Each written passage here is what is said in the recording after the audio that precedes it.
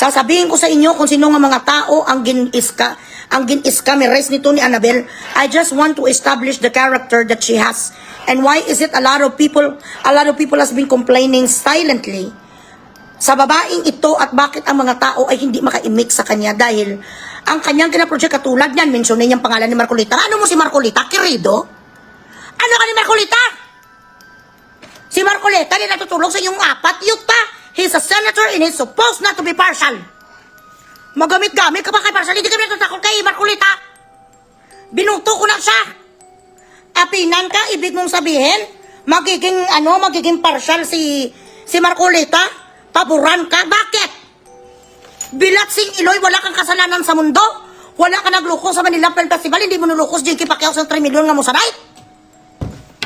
She tends to use names. Powerful names, kasi kung name niya lang naman, hindi naman powerful. Sa totoo lang. Di ba, Day? Hindi ba, Day? Ang pangalan mo, Day?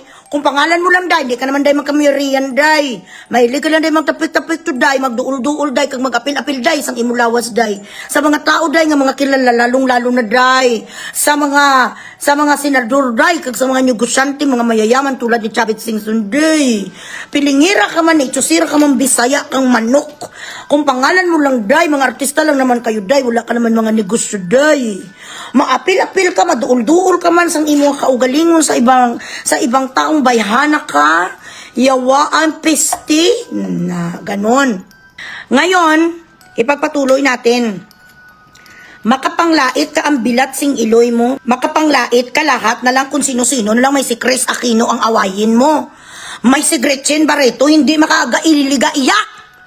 Itong mga babaeng umalis ka na dyan, Rupa! Bakit ka ba ng pangalan sa anak mo, Rupa, nga may letter F, hindi ka naman marunong mag-pronounce? Why did you name your daughter with a letter F when you are suffering from speech impediment? Hindi mo ma-pronounce ka ng pangalan sa anak mo, properly Rufa. Hindi mo Rupa, Bilatsing Iloy, Bisaya ka talaga, Day. Nga bayana ka. Now, she is so used being the Bruhilda. Being the Bruhilda of all times talaga sa showbiz. Mahilig kang manglait, daw si Sino ang Bilatsing Iloy. When you went back to the Philippines after your stint in America, you went to America because you did not have anything back then, correct? Your children were still small and finally you went back sa showbiz, doon mo naging patrabaho ang anak mo nga kambal. Ang anak mo nga kambal, wala pa sila ganin ng 5 years old, patrabaho mo na sila sa mga kambal tuko dahil wala nga kayo malamon. Imol ka man. Pigado ka man. Nagdaan ka rin sa kahirapan ng buhay. Bakit ngayon? Kung makapagsalita ka sa kapwa mo, Bilatsing Iloy, lumaki ang iyo dito sa Malacanang, Blado Palacio. Ha, brother mo si Boy Quadrang, kakalabas lang ngayon sa Kwan, kakalabas lang ngayon sa Bilibid. Naranasan mo din na maging purita, kalaw. Naranasan mo rin at some point sa buhay mo nga maging gutom, tama? Bakit ngayon kung magsalita ka when you address people using their financial status quo in life, they're very unfortunate situation. Example, ang mga maids mo noon nga nireklamo ka sa Department of Labor, had you not had anybody in a government, kung wala ka sang waslig poder, Annabel Conjuring, Bilatsing Iloy na akusaran ka na sang abuse din. Sinaputi mo, totoo ni sang istorya, guys, totoo gina. Ang nagsabi nito sa akin, isa sa pinaka-close rin ng mga artista noon. Alam nyo naman ngayon sa mga celebrity, marami na rin tayo mga kakilala. Lahat ng mga celebrity alam dahil kahit sa publiko, ginasampal mo ang mga kasambahay mo nga hudasira ka. Hindi mo pinapasahod, Bilatsing Iloy ka, numero 1 kakaadik sa kasino. Marami nakakakita sa iyo sa kasino, hindi mo lang yung diversion ang kasino, kaya ka manugutang. Issues ang chiki, kinakaibigan niya kung sino-sino nga mga incheck. Kinakaibigan sino nga mga negosyante, kapapretend ka nga alahira sa, kapapretend sa amuni, ang dami-dami na complain. Sa 3 nga ibinta mo nga diamante, 2 lang ang totoo, isa mo sa night. Minsan 2 ang mo sa night, isa lang ang diamante. Amuni sa ang kalakaran mo. Hindi lang lumalabas kasi may nag-aayos, ginaayos ni Ramon Revilla, ni Bong Revilla, inaayos ni Ruben, kung sino-sino nga mga kwan eh. Kung sino-sino nga mga kaibigan mo, tinatakpan ka lang dahil sa tinatawag na respeto kag hiya. Pero ang pinakatotoo sa lahat, Bilatsing Iloy, kakabaldugira. Inaaway yan noon si Chris Aquino, tapos ang nagsalba sa kanya sa mga waran o baris mo sa Manila. Sino? Hindi kapatid yung Sinoynoy? Hindi ka aliado nila nga kaday sinuna sa mga silito at chinsana? Manlail ka Bilatsing Iloy sa mga babae, do virgin na virgin ang anak mo nga si Rupa Bilatsing Iloy. Bago pa napunta na sa kanyang asawa, ito nga si Victas, hindi naman na virgin. Baka manglait do, hindi nagit sa wala maagwantahan, wala do ka, sobra-sobra ka nagit dyan.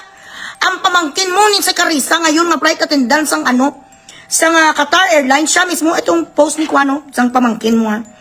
Just to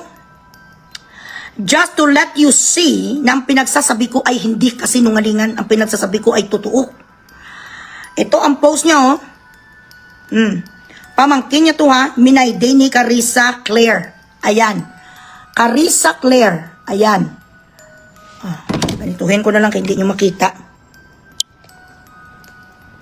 Na ang pinagsasabi kong ni-review tama, ayan si Carissa ha. Ayan. Gin-screenshot niya, thank you for this vlogger for backing up my story. My showbiz story kung ano ginawa ng manager tita ko. LOL. Hashtag never forget. Ayan. Nagapasalamat sa akin, kadugo mo na ha. Kung hindi lang kasalanan sa Diyos na i-dishonor ka sang mga anak mo, Bilatsing Iloy, matagal ka na nilang ginkaliwali. Ang ganda ng pagsasama, bagay na bagay si Richard kag si Sara Labate. Anong ginawa mo? Inimasukan mo na naman dahil hindi mo madisiplina si Sara. She grew up in Switzerland. She has a Moroccan father with Arabic blood and African blood. Hindi mo na siya maswito. Matapang si Sara. Anong ginawa mo? Siniraan mo, sinulsul mo ang nga mamasboy mong anak. Hindi ka naawa sa mga apo mo dahil hindi mo madisiplina kasi hindi mo mauto-uto si Sara. Lahat na lang Bilatsing Iloy nga gawin ni Sara, naghahanap buhay sa matino ang isa. Alam nyo sa totoo lang, kamukha ko talaga na si Sara Labate. Charing. Sa totoo lang ng mga kabataan ko, mga ganun talaga ang mga aura ko kay Sara Labate. Tingnan nyo bala daw ako si Sara Labate. You always have something to say about somebody. Lahat ng tao makasalanan, hindi ka naawa sa mga apo mo. Kabago-bago palang kasal na sang anak mo nga wala din panindigan, tapos ikaw gaasa ka barbe-barbe. Binugri si ganing Bilatsing Iloy nga si Sara Labate ang mga dugo na yung kapanalaytay kay Sara, hindi na saya magpander. Sa katulad mo nga wala ka ganit tinapos, Bilatsing Iloy, nabuhay ka lang sa diskarte sa mga anak mo. Ngayon, ginpahiwalay mo ang iyong anak kagang kanyang asawa. Hindi ka pa na kontento, ginisyuhan mo pa. Na baka ang pangalawang anak nila ka-cute-cute na sang anak nila nga kwan. Actually, gusto kong pangalawang anak ka-cute-cute do, gusto kong kagatin. Inisyuhan mo pa nga baka hindi si Richard ang ang tatay kung hindi ka pinamahal. Kung mga ako, ang sa kalagayan ni Sara, Bilatsing Iloy, murahin ko talaga siya bala na si Batman. You try to provoke people. You start to stir up trouble. And then when they try to retaliate, anong ginagawa mo? Ako, Sara. Asunto, because you actually want to settlement. You try to underestimate people and try to manipulate people. Kung ang gusto mo nga mangyari, masetro kay para kakwarta. Amo ka ne. Parehas ka man sa si Andrea Gorisita sang Iloilo ang iyo kaya mangcho sa mga lalaki nga may mga asawa. Pagkatapos kung manginit ang mga asawa sa mga lalaki, yaw-yawin sa Facebook, ako saron sang alpot. Why is it we do not have that even if you do not see your husband pumping someone else's, you could still file a case if you have the evidence like the texting messages, like pictures together, kasi sa Pilipinas dapat red-handed ka gini na makita mo talagang ng asawa mo kadang kabit. Why is it that nobody in the Congress or in the Senate that would pass a bill that would let wives file a case against their husband even if they are only texting intimately with somebody not their wives? We should have this kind of protection also to women that are married. Kasi bago ka makakusar sa asawa mo, dapat makita mo talaga ang kanyang sa tayo sang isa kaalpot. Pero, ang mga Bilatsing Iloy nga kirida, kapag in-post mo sa Facebook, ikaw pa mga cybercrime, nasaan ang hustisya? Correct? Now, if there are people now in Congress listening, why don't you pass a bill that would also protect the legitimacy and the legitimate feelings and emotion of a woman, of a wife scorned? Bakit wala kayo sa law na nagsasabi if a man or a woman, a wife or a husband is caught texting intimately, kahit hindi pa hindi pa nagkatan, they would face criminal charges as well. Bilatsing Iloy, the most important unit in our community is family, but we do not have a precise law that would protect na absolutely na bilating rule, absolute ang power sa isa kasawa. Nga ako sa ron ng kanyang asawa ko makita yan sa text messages nga sa text messages nagpakita na sang kanyang wala may may paggawa nito kasi nga makalabanan, mga nandoon nag-uupo sa House of Representatives, mga puro man lahat, mga bilat sing iloy, mga palaktot din, nagpapa din sa iba't ibang klase ng mga babae, ang mga iyo. Nakautang ka sa isang tauhan ni Mayor Lim, nag-bounce ang cheque mo. Nalabasan ng warrant si Tita Daisy ang tumulong sa'yo. That time si Teospisto Gingguna, ang DOJ Secretary, kita mo lang milyones. Milyones ang tumalbog mong cheque, hindi ka naakusar sa tauhan ni Mayor Lim, tama, ni Mayor Alfredo Lim. Tinulungan ka ni Mami Daisy Romualdez, anong ginawa mo? Kinasuhan mo ngayon si Mami Daisy Romualdez for just receiving a recorded phone call with Teta Nena. Hindi mo naisip noon bilating iloy, ginapusas ka na. Kaibigan ni Tita Daisy, si Teospisto Gingguna ng DOJ. Hindi ka nakulong. And how do you repay her? Paano mo ginrepay si Tita Daisy Romualdez nga matanda na rin ngayon nga may operasyon sa ilong? How did you repay her? Nagkaso ka sa kanya sa unjust vexation. Ganun ka, Inabel. Sa totoo lang, ikaw ang description talaga ng walang utang na loob. Ganun ka. Ibang klase siya, wala siyang pakialam. Gusto niya lahat masuloy. Wala ang kita ni Richard. Ang kita sa mga anak do sa I feel sorry for her children. Kung tutusin ng mga anak, ito wala namang gani problema. Doon nagmana kay Eddie ang mga ugali nga mababait. Pero ikaw, satanista, ka do ginakahiya ka na lang sa mga anak mo kay kalampingasan kang klase sa pagkananay. Hindi na nagkasagot sa kanya si Ador, tapos na ang kaso, na-dismiss na dami pa sa Supreme Court ko. Pag ganito, papunta ka doon sa langit. Ako sarado sa San Pedro. Tapatawag si Jesus Christ. Kadami ka pa sa gusto na, if you wanna retaliate, if you wanna do something more, if you have other moves, then go ahead. Kadami ka pa sa mga salita, doon ka pa nagapunta man sa bodyguard ni Manny Pacquiao. Nga si Choi, ito man si Choi, bakit mo ba gina-entertain si Annabel? Kita mo ginalait ng mga amo mo, entertain mo, dapat ginablock mo na siya. Buta, ako I know how to choose loyalty. Kung sino, kung saan ko.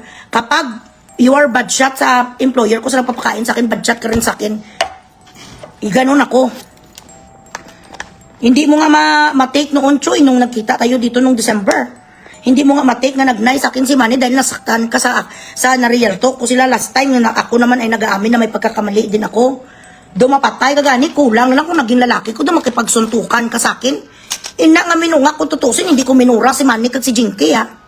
Dumapatay ka, bakit? Ginano ka ba ni Annabel? Ginarigaluhan ka sa nga matanda? Huwag ka mapadala-dala. Kung ako, may isang tauhan ko tapos nakikipag-okay sa kaway ko bilat singiloy si Sante, kaya. Hindi na yan pwede sa akin, kita mo gikaway ko, ginalibak ko to. Kinasuhan niya ko to pagkatapos ko tulungan sa milyones tapos gina-accept mong kanyang messages, no. Kaliwali. So, ganon. Hindi ka nag-stop. Lahat na lang tao, ginapanglait mo. Hindi na damor ba lang, hindi nagasagot sa iyo, bala, damor mo pag ginadudo. Bilat sing iloy man siya nga klase sa pagkatigulang man ng iyo tama niyo. Duga pa buang-buang na sa this is not about only na pinaglalaban yung kanyang mga rason. Hindi na to paglalaban sa rason mo pang-aalas ka na niya. Hindi ka kakutinto, ginimbaras mo na ang bakla. Ginakusar mo na bilat sing iloy, nagastusan na sang katakot-takot. Anong pinagsasabi mo nga binayaran? Ni Jinky Pacquiao kang Manny Pacquiao ang piskalya? O sige, ngayon, pwede ka kakusar ron sa piskalya nga nagawak sa kaso nyo ni Ador. Totoo ba? Naging bayaran ka piskal, tanongin ko nga kung sino pangalan sa piskal, shout out ko dito. Sinungaling daw gawa-gawa ka sa salita mo, mga tigulang. Lahat na lang ang mga taong bilat sing iloy ko, ginabirada mo, wala sala. Sa lahat kayo dyan, nga inagrabyado sa matandang gurang. Mag-message kayo sa akin kasi sobra-sobra nagidnisaya. Pati ang mga Rolex, ang pamangkin niya nga si Charissa, si Carissa, Claire, hindi mo gimbigay. Sa 200,000 nga talent fee, binigyan mo lang 1%, do wala ka kuyawan. Nga matanda. Ikaw ang numero 1 nga manluluko. Letsing iloy ka ako nag-scammerist ako pwede sa friends ko. Scammerist ko sa ibang tao. I am an scammerist with a heart. Ariyo may mga salita, so binayaran ka no sa mga Pacquiao ang piskal kung di ka bisunungaling, nagaga ka. Nagkakalat ng chismis, binayaran ni Manny and Jinky ang mga piskal. Ay, abaw! May ebidensya ka, Day! Day! Saan ang ebidensya mo, Day? Nga nagbayad ng mga Pacquiao. This is a serious allegation. This is not just a joke. You are accusing somebody from the Department of Justice that got money, that were bribed by the Pacquiao, do you have an evidence, a strong evidence, a smoking gun that would make your statement true? Saan banda? May ano kami bulak, Krista? Puta, ano kami Spirit of the Glass? Tinanong mo Spirit of the Glass, Spirit of the Glass, Spirit of the Glass, Spirit of the Glass. Binayaran ba ni Manny tsaka ni Jinky Pacquiao ang piskalya na naghawak ng kaso kay Ador? Sagot! Sabi sang Spirit of sumagot si Spirit of the Glass. Adik ka. Tigilan mo na ang pag-adik, Annabel. How did you know this? Saan ang ebidensya mo? May picture ka nga ginganon, ginbigay, ginamu, gini sa kanya ni Manny Pacquiao. Ang bribe na kwarta. Tapos gintanggap sa piskalya. Saan mo tinanong? Saan mo nakita banda ni Bilat Sing Iloy? May CCTV ka, pineapple ka? Ilan ang mata mo Bilat Sing Iloy katulad sa pinya kahit nakakatalikod ka, nakikita mo nangyayari? Sa Spirit of the Glass ka nagtanong. Spirit of the Glass, Spirit of the Glass. Binayaran ba day, ni Manny day, tsaka ni Jinky day, ang mga fiscal day sa kaso kulay kay Ador? Sagot. Sabi sa Spirit of the Glass, tigilan ang pag-adik, kuy Bisaya, Annabel Conjuring. Yon ang sabi sa Spirit of the Glass, tigilan mo na. Kasi kapag nag-asawa ka, ginalagyan mo sa mga asiton, huwag mo kasi mag-chemis. Pag may lang, huwag mo nilagyan sa asiton, ginasimpon-simpon mo kasi, Bilat Sing Iloy ka rin. Doon sa nagtanong, tayo sa Spirit of the Glass. Yung Spirit of the Glass, ano din kasi Anas, ang Spirit of the Glass, sinagot siya, tigilan ang Annabel Conjuring. Lahat na lang yung mga tao, ito siya lang ang perfect, lahat ng tao, masama. Na-dismiss sa kaso, hindi ako titigil, hindi natutulog sa Merculita, sige, Bilat Sing Iloy! Mana sa Merculita! Palagi ka na lang Bilat Sing Iloy, ka na nanakot sa tao. Ano mo si Merculita, kabe? Mo saan? Nga ang lahat ka sasabihin mo kay Merculita, mauuu si Merculita sa'yo? Yung akala mo, Bilat Sing Iloy, yung karelasyon niya sa Merculita kasi hindi na sa mapaligayan ni Eddie mo. Si Eddie ngayon, tight siga. Muna lang na. Hindi natutulog sa Merculita. Why do you love to involve or fucking name drop? Who the fuck are you? Hindi mo pa ganito na sagot-sagot ng mainam to ganito a concrete reason why these 3 maids of yours before went to the Department of Labor and complained you. You did not give their salary. Hindi mo binigyan sang karapat-dapat nilang mga mga benefits. Nakaabot ka sa tulso, kakaglado. Akala mo kung sino nga prominente ang Bilat Sing Iloy. Palagi ka nalang may kabastusan, kag-iskandalo. Si Ador since January, pagkapangiyak-niyak sa pambabastos mo kung saan makaputa. Nasa kwan siya, sa wedding siya, kung hindi, sabi iskandalosa nga squatter nga kwan, is architect. Sabi niya kay Daddy Chabit, bakit kasama mong bayot na yan? Why do you behave this way? Dapat, ang pagka-squatter, ilalagay mo rin sa tamang panahon, sa tamang lugar. Kung mga nasa 5-star hotel ka, huwag ka mag-in-squatter doon, nakakahiya. Narinig sa mga tao, bakit kasama mo ditong squat, ang si Bayot, Bilat Sing Iloy? Wala ka sang anak na Bayot, girl. Grabe nga hindi yung pagkuhan sa anak mo, nagaromansanay sila sang boyfriend niya sa internet. Makatawag sa Bilat Sing Iloy kay Abdul nga Bayot. Puto doon ang mga anak niya, puro straight. Ka ipokrita si mo.